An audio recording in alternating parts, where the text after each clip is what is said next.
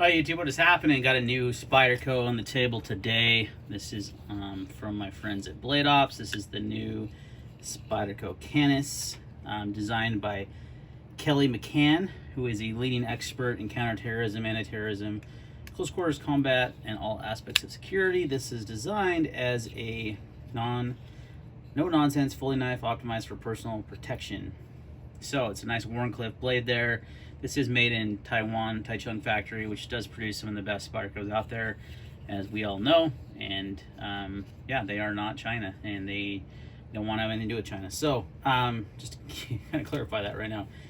Wharncliffe style blade with narrow bevels. It's got a nice reinforced tip here, as you can see right here. A weight-saving mid-blade swedge is there to maximize strength and cutting power.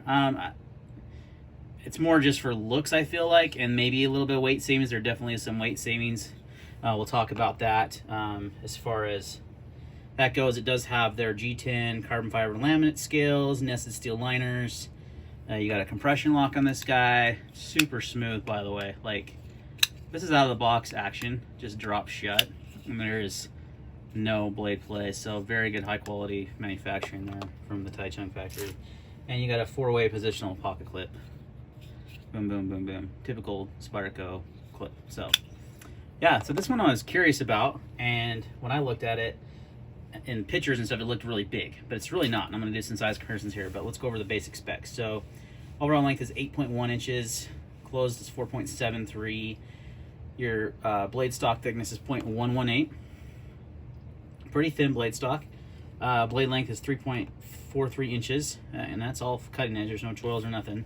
And you got that, again, that hollow ground blade on this. Very thin, actually, behind the edge. I shouldn't say very, but thinner than most Spydercos behind the edge. Let's put it that way. And it weighs in about 4 ounces, so it's really lightweight for a pretty good sized knife. So let's move the box out of the way. Let's do some of those size comparisons. I think the knife that most people are going to compare this to is the Spyderco Yojimbo 2. So let's go pivot to pivot, and you can see they're about the same size, but you actually get a little bit more cutting edge with the Canis. And then we'll bring in the Paramilitary 2, which is a little bit larger, not by much, and about the same cutting edge. So you're actually getting a lot of a blade out of this size handle. Pair 2, this is the Emerson Wave Blade Ops exclusive, and then you got the Yojimbo. This is a S90V carbon fiber one on loan, just for comparison videos of this video. So I'm gonna move the Pair 2 out of the way, so you know, because you know the size already, so you know where it lands.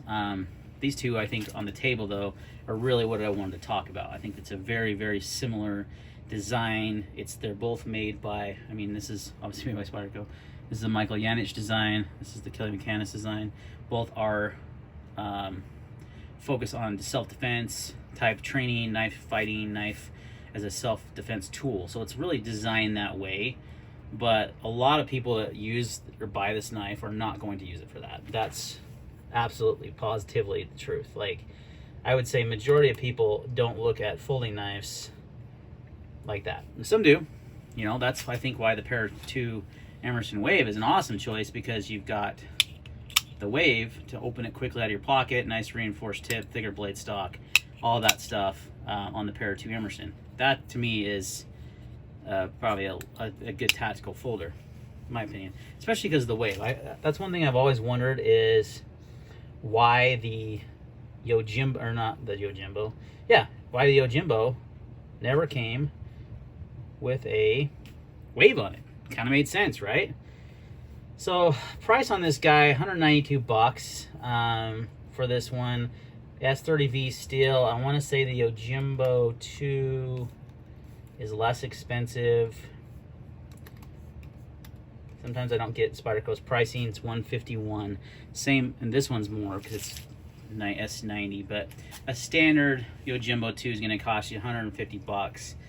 So it's a $40 price difference, and you're not getting much difference, right? I guess you're getting the G10 laminate carbon fiber. That does not make the knife worth an extra 40 bucks. So sometimes I don't get the pricing. It seems like the Taichung models are actually more expensive than the US Golden Made models, which is weird. But anyway, so they're both very, very similar knives, similar design. Both have Wharncliffe blades. I would say the blade on the Canis is a little more appealing to me. You guys saw my Yojimbo that I had chopped. It's essentially what that is. So it's a chopped Yojimbo blade in a lot of ways. You are paying a little bit more, but you are getting much thinner behind the edge on that guy, and I think the overall handle and the compression lock is actually better on this model, the new Canis. They've obviously evolved a little bit. The handle's very comfortable. It has good ergonomics. I wear a medium glove. You can see I've got plenty of room to spare. It really has a nice curvature to it. I actually do prefer a more neutral handle. You guys have heard me say that many times. I wish they would take out this hump. That's what the Para 3 Skinny Mod does, and it works on the Para 2. I think because look how much slimmer that handle is. If this handle was a little slimmer, it's kind of fat right here.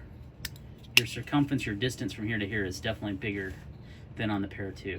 I wish it was a little thinner, but you do have that big Wharncliffe blade, so they kind of have to make it fit in that handle. That could be part of it. So, because the Yojimbo has a similar profile when closed. If you look at that, they're about the same. Let me get out my calipers here.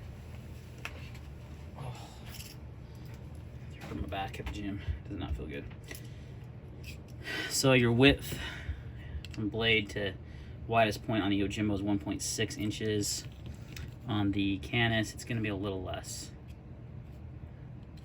Not by a lot, though. Actually, yeah, 1.67. What was it on the Yojimbo? Oh, they're about almost exactly the same. Interesting. So they're about the same width as well, as far as this handle to blade goes. I was measuring the Yojimbo up here because it's the highest point. This is all pretty much flat across. So there's a comparison of them closed. You can see the curvature and lines of the knives are very, very similar too. Very, very similar model. Just a little bit different design with that compound style grind on the Canis, and with the swedge, I should say. It's really not a compound grind, it's just got that swedge. It also, to me, has a little bit of a curvature at the tip. I'll show you what I mean. When you look at it up front, tell me that it doesn't come down to a little bit of a curve instead of a flat, like the Yojimbo point. It just goes straight out. Maybe even has a little bit of an up curve.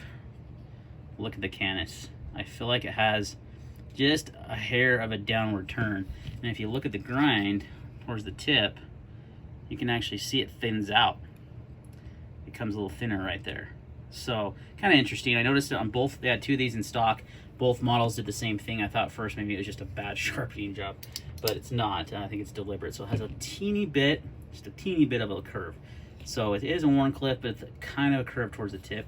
Now your blade stock, like I said, on the 0.118 on the Canis.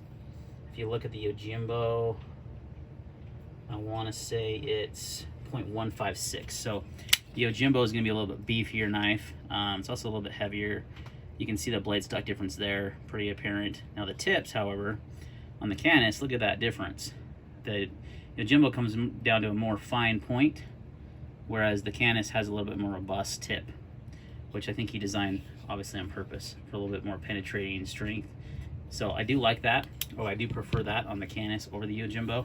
And overall fit and finish, I'd say it's better on the Canis. And now, this one as a particular example is a really nice one because it's limited. I believe it was maybe a Knifeworks edition, S90V carbon fiber. But just to the standard Yojimbo, I feel like the Canis is a little bit nicer fit and finish. Not enough to pay 40 bucks more though for it. So really it comes down to which knife you prefer more, which one you like better. The standard Yojimbo, again, 150. This one's 192. I like the Canis a little bit better aesthetically. I think it has that chop blade, so I think it looks better aesthetically. I would probably pay the extra because you get a little bit better fit and finish. I like the overall aesthetics of it. If I was looking for a knife like this. Now, this is designed as a fighting, like a self-defense, security style knife, but it's ground really thin. I measured it at 18 thousandths behind the edge, and so it's actually got a pretty fine, it's going to actually be a really good cutting knife. That Wharncliffe blade would be a really good like utility style blade. So there is a lot of utility in this knife, not just the defensive. Yeah, actually, no, I'm getting 17 thousandths, 0.175 behind the edge, so it's even less than 18 thousandths. So it's pretty thin behind the edge. Should be a really good cutter. Got a comfortable handle. Got some nice jimping up here, right here on the liner, as well as the blade, whereas the Yojimbo mistakenly has none on the blade. It has some right here, but that stuff on the liner you barely feel. On this, you're definitely going to grip that. So it feels grippier right there. You know, it feels a lot grippier. Again, though, I really like to see one of these guys waved. I know a lot of people don't love the wave, but when you're thinking about a defensive knife, there's not much better than opening that knife on one pull out of your pocket and having it be open, you know, lickety split, like boom, open, ready to roll, waved. I would love to see a Yojimbo 2 with a wave. That would be pretty awesome. I don't think the Canis has much room there to do it, but I think you could probably do a little wave. You cut out a lot of this swedge, kind of chopped it a little bit and gave it a wave right there. Might look pretty cool. Maybe have to talk to my buddy Curtis into seeing his end to get modded just to see what it might look like, because he's got a few of these Yojimbos. So anyway, guys, I think that's going to wrap up the video on the Canis. I think it's a pretty cool new model. I like it. I like the size. It's not as big as I thought it was. It's comfy. It's pretty thin too in the pocket, so it's not gonna. It's a little wide to carry in the pocket, but it's not thin. I mean, thick. It's under 5.40 actually. Wow, it's pretty thin. No, that can't be right. Okay, it is under 5, 0.4255. So it's pretty thin, less than a ½ inch thick. Pretty thin knife there. You should be able to transpose one of these deep carry pocket clips on there too. Looks like it has the same 3-hole pattern as the Pair 2 and Yojimbo.